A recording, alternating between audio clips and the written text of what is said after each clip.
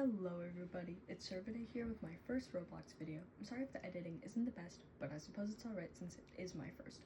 I don't know if you can also tell, but I am reading off a script, so I'm going to sound a bit monotone. That's okay, whatever.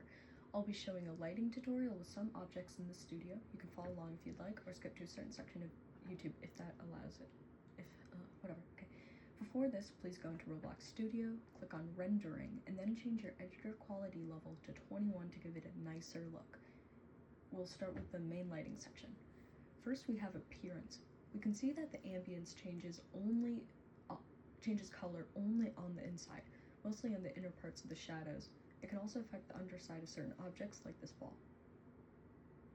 Brightness affects the strength of the sun and the size of shadows, and it does alter the appearance of celestial bodies, so do be aware of that.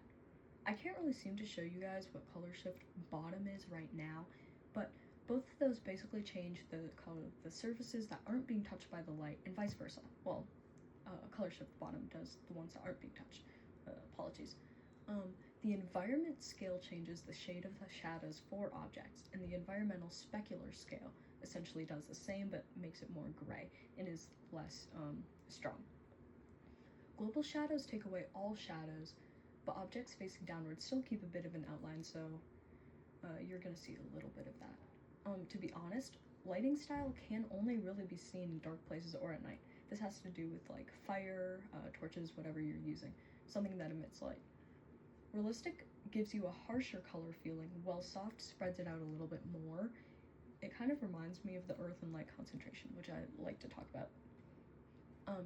Now, outdoor ambient is what the name literally suggests. It changes the outside of the shadows colored by the ambient property. It does actually affect a bit of the inside, but not as much. This is my favorite part because it looks stupid, but prioritizing lighting quality makes your game look dull or like a rainbow. This is where the color shift bottom actually comes in.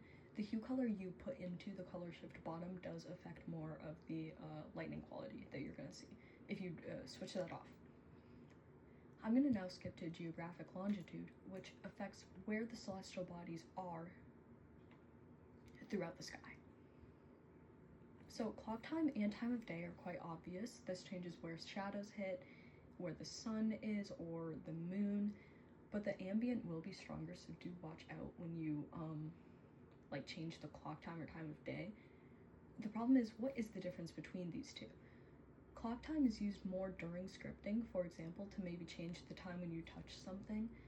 This can also use very specific numbers if you want an exact look to your time. Time of day is better when putting things on a UI, which means user interface. I'll show you that. And when I pull up an example, it's also just very simple to use compared to the clock time, which kind of sucks. Otherwise, that is it for now. If you have any questions, I can answer in the comments, and I'll most likely be making other videos. So I hope you enjoy.